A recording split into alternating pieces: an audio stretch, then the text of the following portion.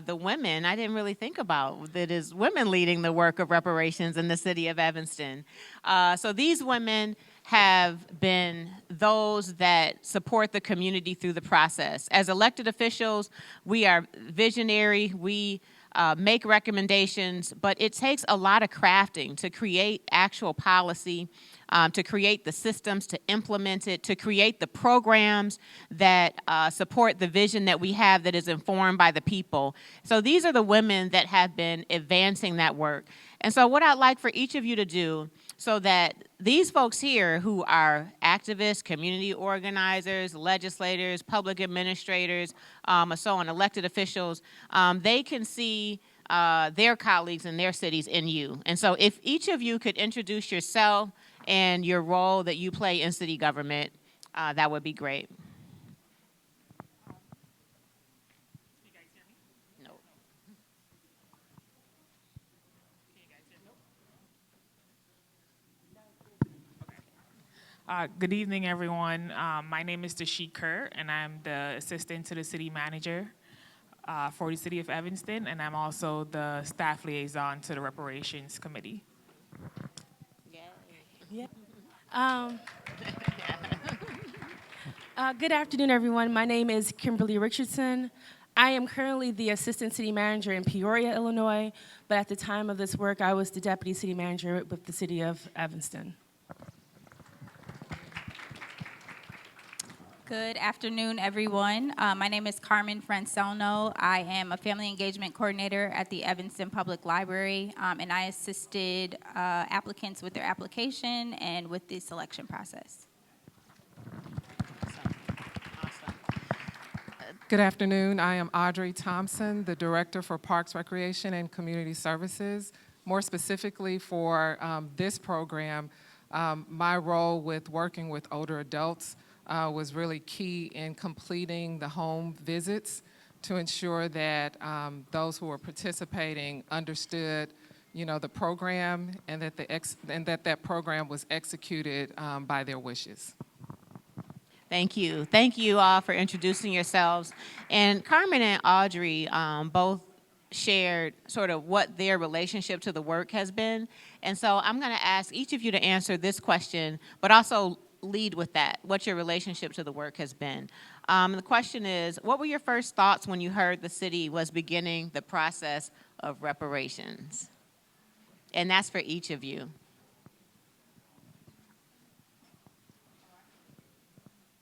I can definitely start. Excitement.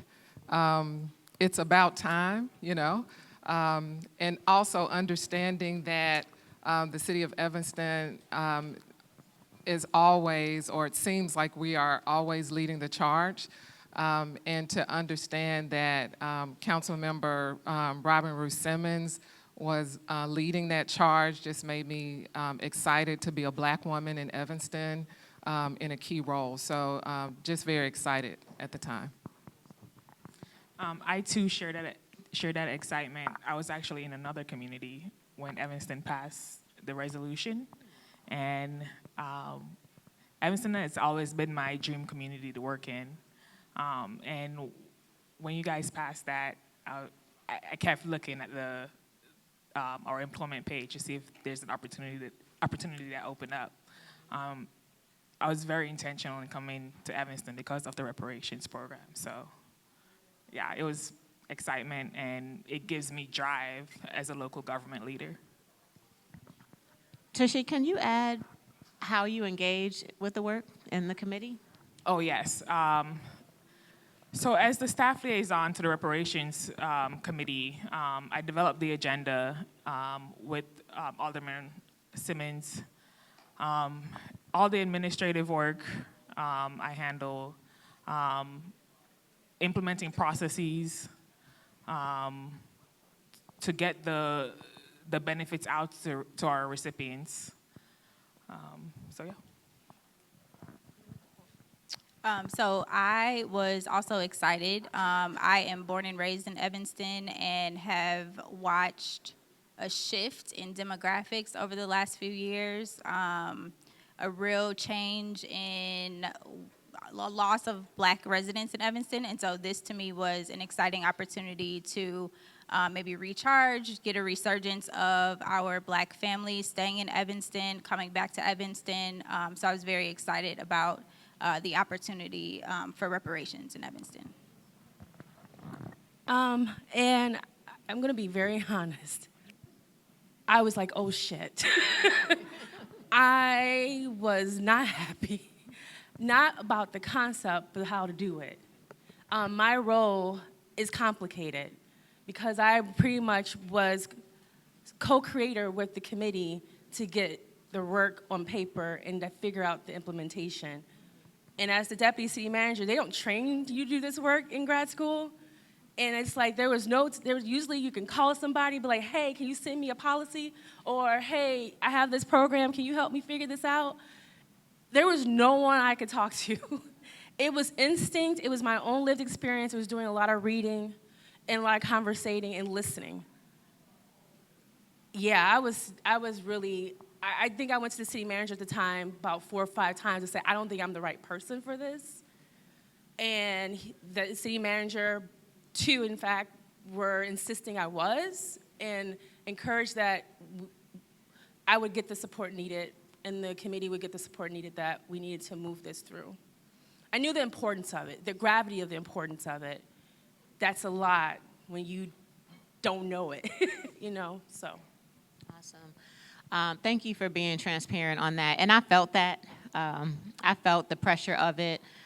With different members of staff. At the time that I made the introduction, we had a different corporation counsel, and it was pretty clear that it was a heavy lift.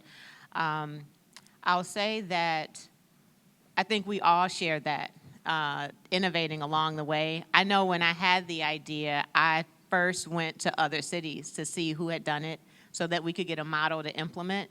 And as we got further down the road, we found out that it was our responsibility to implement it. And Kimberly, you mentioned any sort of apprehensions. Were there any others among, and this is for any of you, any other concerns or hesitations that you had personally or that you heard from any other city administrators or city staff in advancing the work?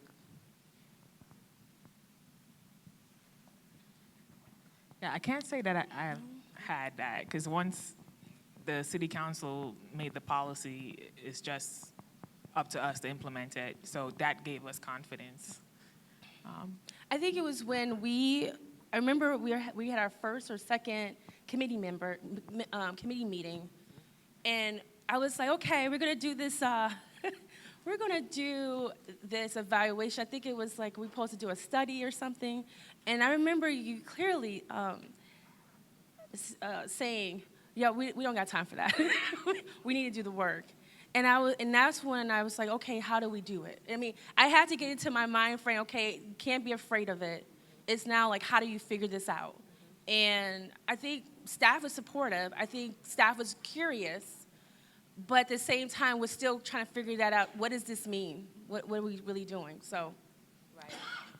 And I appreciate you accepting the challenge. And I have to have, although we don't have a city manager on the stage or one in the room, for that form of we do have, oh, I'm sorry, Luke is right here. Our city manager is here. And so I want to say the importance of having a informed, supportive city manager, if you are a city manager form of government, made all the difference. And we've had at least 4 city managers over the course of this work. The first was City Manager Bobkowitz, who embraced the idea, if there is any reservations, I don't know about it. He really respected the role of the elected that was informed by the people and moved forward with helping to figure out a way, find other models that we could consider to implement in our city, and therefore giving staff the tools, the resources that they needed to actually explore and learn and implement and advance the work. And so that was very important for us. So any of you that have a city manager form of government, I very strongly advise that that is your first conversation. As elected, we have the privilege to make introductions, doesn't have to go to committee. There's all types of privileges we can exercise. But to really slow down and educate answer all the questions, because oftentimes the concerns are reasonable concerns. And I'll tell you that some of my colleagues' concerns were legal, fair, right? We're dealing with that now, and fiscal, like how will we possibly fund it? And so all that means is not no, but let's do more work. Let's learn more. Let's explore how we might advance this more. And so I just want to encourage you to make sure that you're in touch with your city staff and city managers. So say, Tashik, this question is for you. So I actually didn't know that, I didn't realize when you came to the city, and it seems like I don't remember being an alderwoman without you there. That's how incredible you've been. But what was it like transitioning into the work out of a government that was not doing something as bold and progressive? Kimberly did a lot to prepare me when she announced her transition from the city. And I was part of the process with Nick and Kimberly going back and forth on drafting the guidelines and the procedures. So I was there in the implementation stage. So it wasn't difficult to transition into being the lead staff after Kimberly left. And Kimberly prepared me well on a personal level as well. She see to it that we met with SEPA, Community Partners for Affordable Housing, our nonprofit partner. We met to review the process with me. I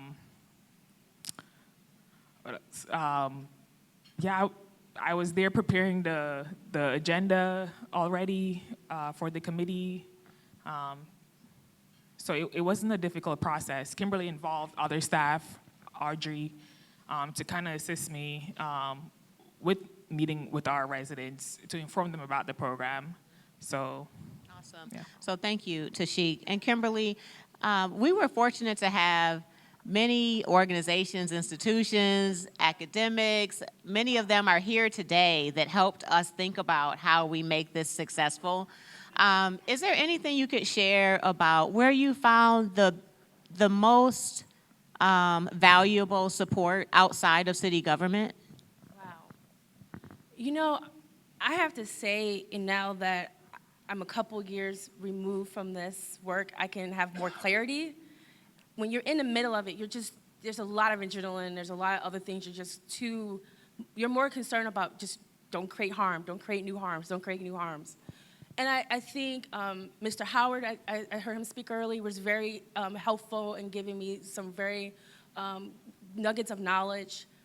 But also I had to go back to what I know. I know policy. Like at the end of the day, I know policy.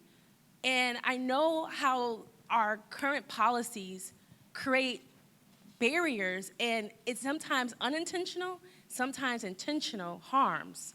And it was me having a conversation with a staff member where I just happened to look at a red line map, and I looked at our census tract, and I was like, wait a minute, that's like a line. And it gave me curiosity, and so that's when I went out to Shorefront, a huge supporter. I would say our local historians, if you don't have local historians in your community, it's a loss, something you need to find. Because I had so many questions about, well, tell me a little bit more about Evanston. I kind of understand it anecdotally, but because I wasn't raised here, I was raised on the south side of Chicago, I didn't think about the north side of Chicago, past Belmont. I mean, honestly, I don't think I went past State Street, let's be real. So I couldn't tell you anything about Evanston. I just knew Black people live there, but it's such a rich history. So it's having those conversations and curiosity. I didn't have to come into space knowing. I had to come into space being okay with not knowing and receiving and being okay to say, well, tell me more or why. And so everyone touched me. Every nugget, every employee, every community member who would speak at public comment during the committee, I would listen. And I would take those nuggets of even if the same people kept talking having the same comments every time, I took that in and said, okay, this is important to them, there's a reason why. So I think that's something when you talk to city staff, if you're engaged city staff, make sure they're curious. Because if they just see this as another job, it doesn't work. They have to be willing to be uncomfortable going outside what their knowledge and expertise is. And that takes a lot. I'm not going to say it was easy for me, but it was okay for me to be okay with it. I just had to make sure I did it with my one principle: do not create new harms. That was the only thing that was my mantra to myself. Don't create harm, because we create harm. In our policy creation, sometimes it happens, so. Thank you for that. Add something to No, Sheik? she actually told Nick and I that we're not trying to create harm. Let's remove all the barriers from our program. Yeah. Awesome. And so I'll say that we had the responsibility also to include the staff. So we always are concerned about the elected, right? We have all these opportunities for education and programming. We should be also inviting the staff as well, because they're the one. It'll be great if they are growing in the vision alongside the elected and can begin to implement and program. So I have two final questions before we take a couple questions from the audience. And the first one is for Director Thompson. Director Thompson had the beautiful experience to go into the homes of the seniors who, in her role, had already established a relationship with. But Audrey, I would love to hear just how that experience impacted your role, how it impacted how you stood up and helped us improve the program, the learnings that you had in the homes, hearing from the recipients who were our elders, so that you should know those that we dispersed reparations to first were directly harmed. So they lived in Evanston and were adults by the 1969. So they were all about 70 years old to about 102, if I'm not mistaken. So.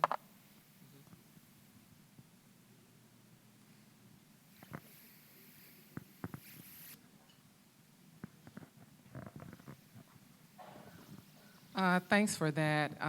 So I will say that the experience, and we've done some really great things in Evanston, but this will go down in history as something that I will never forget, and something that, as far as my professional career, is like top one. Sitting with those first 16, we had every experience from, talking with seniors where they would say, you tell me where you want to meet. I will come to you. If you want to go to a coffee shop, you tell me where you feel most comfortable meeting. There were some who said, I don't feel comfortable because I'm ashamed of my home, and I don't want you to come to my house. For the most part, they loved for us to come to the home. Sometimes we were there and there was the husband, the daughter, the son, the grandchildren. It was an experience for them. And so sitting with them also allowed us to figure out other issues that were related to the program. So we talked to them about every option. So initially I thought, these home visits will take about a couple of hours. And then when I got there, I was like, well, no, don't plan anything after this visit, because some of this was a party, it was like a celebration, it was a real thing. And so sitting with them and really understanding, they really allowed us to know a lot about them. They talked about how this program would help them, but how they needed additional programs and services. So as a social worker, I'm not a traditional Parks and Recreation director, I'm a social worker. We started thinking about other programs in the city or around that would benefit those individuals even more. But I will say, coming back to the committee and being able to just give them more information about the recipients really allowed the committee to make some changes in policy and how the program was executed. So I really appreciate the committee, you, council member, then, for being able to say, how do we change it? And I think that that was really, really beneficial for those moving forward. Definitely, and thank you for bringing all that information back. I don't know that we could calculate it, but the value add to you doing that, the $25,000, that's what made the newspaper, right? $25,000 direct benefits. But I would say it was 2 and 3 times, sometimes more than that, because our director was able to partner their direct benefit in some cases with volunteer home improvement services, in-kind, building materials, all different types of services that were underutilized in our city. And it, I think, brought more awareness to the resources that we had already, just by you going in there with your team. Yeah. And then we have Sister Carmen Francelno, a daughter of Evanston, my neighbor. In this process, I kept hearing in my head 2 people, Cam Howard on process racism. So I was thinking about making sure we didn't deal with that. And Dr. Iva Carruthers on, as you mentioned, Kimberly said, not continuing the harm. And so we had to think a lot about how do we implement this program, give folks access to the application process so that the digital divide doesn't stop folks, access to or not trusting the government, they're not going to come and apply, and so on.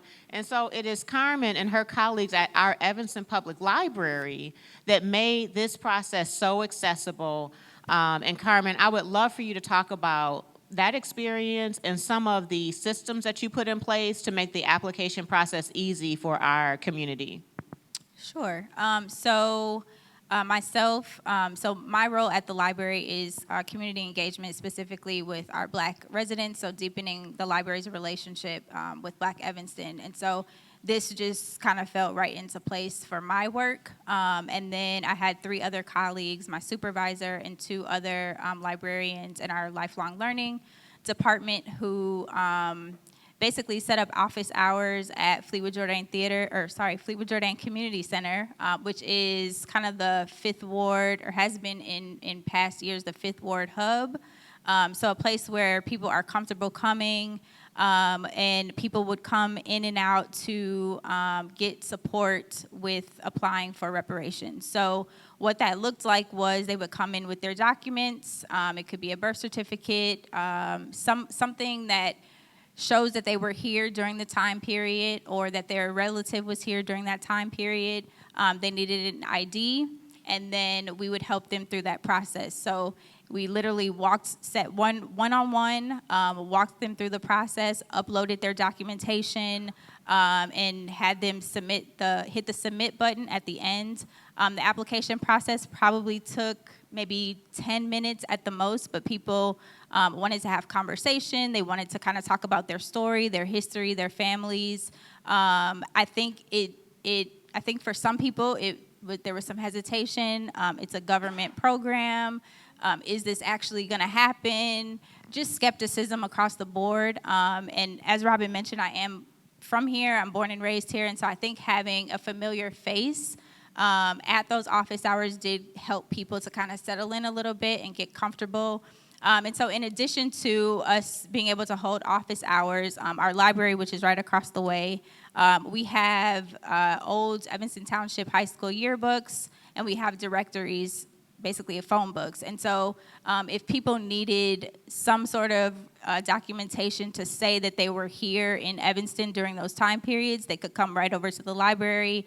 A librarian was there on the 2nd floor to help them look through the directories, help them look through the yearbooks. They could take a photocopy or take a picture on their phone, and that is essentially all we needed to help them through that application process. So we really tried to just break down any barriers, as Kimberly said before, just to make this a seamless process for those who were applying. Obviously, most of them were older, and so whatever we could do to make the process much simpler for them was what we tried to do. And so we are still supporting. I've helped with the selection process, and I assume Tashik will probably call me to help with the next process. And so I'm just happy to be able to have had a part in this work. Can I add something to that? Please. Yeah, I think, first of all, it was very easy. The library, they didn't even hesitate when asked. But the reason why it was seamless, it was months of preparation. So while we're thinking about the outcome, the end goal, you also have to think about how you're going to, the process for how you get there. So the document was a guide. The guide had to be able to articulate into an application, and I made it very clear we weren't going to do a paper application. There's a lot of reasons for that, but one, I did not want to have someone's personal information in some place that was not secure, and we were not able to be able to do that. So we knew we were going to have to make this all electronic process, which is a barrier. So we then said, okay, we need to make sure that we're going to make it accessible, and people who want to have access can have access. And so we worked with the library, and they were 100% on board with the crazy requests. The IS department at the time, IT department, they made sure everything was encrypted. Like, we wanted to make sure, like, the back end was encrypted. So when people gave us information, it wasn't accessible. We wanted to make sure from the law department that because we're a government entity and FOIA is a real thing, that we wanted to ensure that documents were not FOIAble. Because we wanted to make sure that people's identities were not known when they had not yet been identified as a recipient. So we had to take a lot of steps in between to get to that outcome of an application being administered. And then even thinking about the questions asked. How do we ask a question? When you talk about African American, well, that's a terminology that certain populations may not call themselves. We have a different population in Evanston that's beyond just those who consider themselves African American. You have a Caribbean community here. You have so many facets, so we had to think about every single word was intentionally put in there for a reason, because we had to recognize who our audience were, but also ensuring that we were speaking to the right people. Thank you, Kim. Thank you, each of you. And so let me tell you this. Those of you that are on your task force and committees, I strongly recommend that you are making recommendations as full-fledged proposals to the elected body. Because what I have been seeing in the different communities that we've gone into is that they're recommendations and they get to the dais and they die at the dais, because in some cases, because it's just not enough information sometimes. And so my recommendation is that more due diligence is done on what the recommendations are. How might this be funded? How might you implement it and make it operational, so that when it gets to the dais, much of those barriers are already worked through. So I just want to make that point and ask everyone, don't sleep on your public library. I think the public library is totally underutilized in many cases, not just in this case. I could talk to you about that later, but they were a perfect partner for this program, as Carmen mentioned. Folks came without any information, right? Is that the case? Yeah. They came with I'm Black and I'm from Evanston, figure it out. And they figured it out. Between the yearbooks, I understand you have every copy of a phone book in Evanston, obituaries, all types of documents they had. And what I really have loved is what our applicants have learned about themselves and their families in this process, because their own family history has not been made available to them. And so I can think of some folks even in this room that learned about their family history through this process of applying for reparations. So there's a whole nother opportunity there as well for learning and enrichment in this process. I would like to see if there's any questions. I think we have time for 2 questions. Yes. Okay. Let's see if we could. Okay.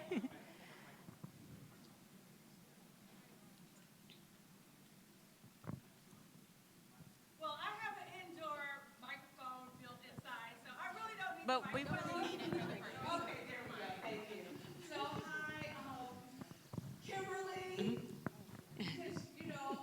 say it every time in all the committee. Hi, everybody, Vanessa Johnson, McCoy, Evanston, where am I here? But, like, I say it at every meeting, 2 words, and because you're not with us anymore, I need to tell you the big 2 words, which is thank you. We so appreciate it. I think I went to every session that you did. Yeah. And so just thank you. I mean, and now it totally makes sense that you say that you were saying you don't want to cause any additional harm because you were so caring with, like you said, almost every word and every presentation was like intentionally like caring, like people ask questions and then your responses were just always caring and loving and supportive. And I just want to say thank you on behalf of all of us recipients. Thank you very much. Just thank you. And each one of you, each one of the roles, because you all were amazing at every part. So thank you. Thank you. I echo that. I echo that. One thing that wasn't mentioned here is the city, Kimberly and Tashik held info sessions in Black churches in the neighborhood. So again, access, places that were safe, that are welcoming, that there is no issue of threat or harm, is where they facilitated the info sessions to ask all of those questions to make the community more comfortable with applying. We have a question in the back. Oh, we have one here, Mama Afia. I want to know about the local community acceptance readiness, the demographics, the literacy rate, the poverty rate, racial composition, age breakdown, and once you developed policies, did you then take them back to the community for the community's response before they were formalized? So I'll speak to that. We had a community process. The legislative process for Evanston is a recommendation made to our Equity and Empowerment Committee. And that was intentional. I intentionally made the recommendation there instead of going to City Council because I knew the community needed to work through it. We needed to grow. A lot of education needed to happen. We weren't ready yet to call the question of reparations. That allowed us to be primed. I also sent it there because of who was on that committee. Queen Mother Ancestor Alderman Dolores Holmes, many of you know her. She was a 5th Ward Alderman before me. Pastor Monty Dillard, many of you know him. He's been a very important part of this work. Past Alderman Jane Grover. These names may not mean anything to you, but these were community members that had already shown activity, commitment to racial justice. So then once they received the recommendation, together we worked with the community to hear back what forms of reparations did we want to have. There were 3 questions. What forms? How might we fund it? Ask the community, what do you think about how we might fund reparations? We could do this hard work together because there's no money and probably a deficit at the time. And who's eligible? And so we took all of that information and crafted, with Kimberly's leadership, the first program, which is the one everyone hears about today, restorative housing, based on the consensus of the feedback that we had from the community. And that's how we took our first steps back. So once we had that program, you know, our reparations is funded by tax dollars, so it's rolling in. The $20 million is rolling in. Then we initiated that first program. And of course, that went to, at the time, Alderman Peter Braithwaite, right here, raise your hand, was the chair of the Reparations Committee. And I remember his insistence that we extend the time of the application being open so that the community could even get comfortable with the process and begin to trust it. And so we whatever the time was, we doubled the time that the application was open. And I'll tell you that even that wasn't enough to gain the trust of so many people. The trust didn't come until their friends and neighbors started getting their checks. And then it was like, oh, wait, can I apply? Now, unfortunately, the application was closed at that time. But that's a little bit about the legislative process that happened in Evanston for reparations. A committee. A committee. It's a committee in the way that we have committees in boards, committees, and commissions. So it's a committee that has generally the structure is an elected and more so community members and stakeholders. So the way that we design our committee actually always has more power than the elected. So there's 4 community stakeholders, and Evanston's a small city. If you don't know, we're 75,000 or so we're not like as big as Chicago. So there's 4 community stakeholders, and then the 3 elected are intentionally the 3 elected from the most concentrated Black communities that we have in town. And so our committees are mayoral appointed, but there's been a professional courtesy in Evanston that recommendations are made to the mayor, and the mayor, in most cases I've seen, has really supported the recommendations, and that's how we appointed our committee. Was that already a standing committee, or it was created for this purpose? You're talking about equity empowerment? That was already a committee. Within the city government? Yes. So we were primed. So, and we're going to talk offline because somebody's behind you, but the mayor had already appointed this committee, so it was standing. But then the reparations committee, I'm sorry, that's what I was responding to. Yes, in the back is our last question.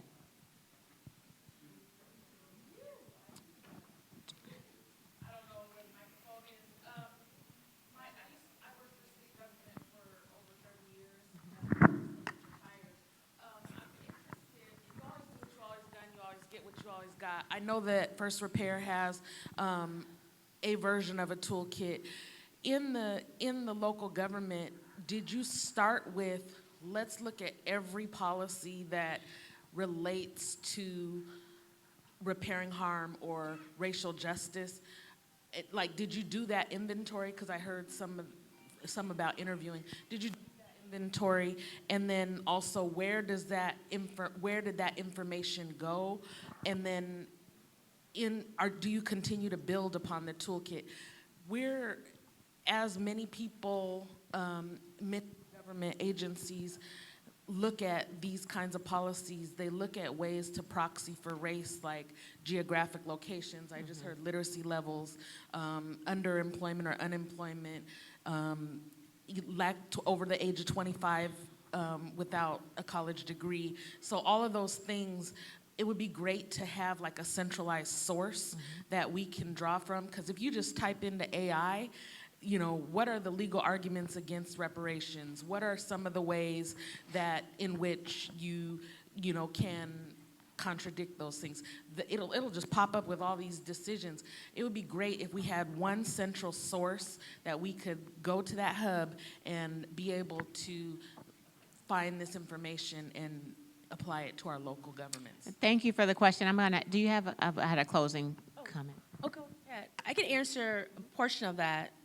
From a system standpoint, there's a difference between this work. I separate this work from reparations work, but the systems around racial equity is a process that gets you to race, and sometimes you are not able to be race explicit because of your community, but there is a tool that you can use that will get to the ability to look at your policies, to evaluate it, and to be able to find out what are the disparate impacts that race has on certain populations because of the policy. So there are tools out there, but unfortunately we don't really train people on how to use the tools correctly, so they're misappropriated, they're not utilized appropriately, and it actually cause more harm because of that. But the tools that are there, you really need to learn, someone needs to train on that, because the training of how to utilize that tool is so powerful. Now that when you learn it, and it's instinctive, and you begin to build that muscle. But it really is something that's more than just looking at a document. It really needs to be trained, and that's not something. We can talk offline. Yeah, and I'll say this, we, under Kimberly's leadership, we've been very transparent because we've gotten so many requests on what we're doing, how.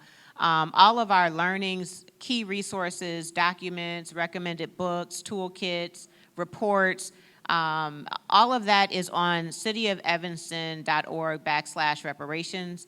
And all of our meetings follow Open Meetings Act, so they are fully documented videos of all of the meetings, meeting minute notes, and so on. And you are free to learn on the City of Evanston's website. I'll also add that there is a documentary, The Big Payback, that is streaming on Amazon Prime. And it was very well done by Erica Alexander and Whitney Dow. But it shows sort of the behind the scenes of what was happening in Evanston. It shows Carmen at the community center taking folks through the application process. It shows even the inter-community divide around forms of reparations and so on. So I would recommend that you consider watching that. Colleagues, women, amazing public administrators, thank you for what you have done.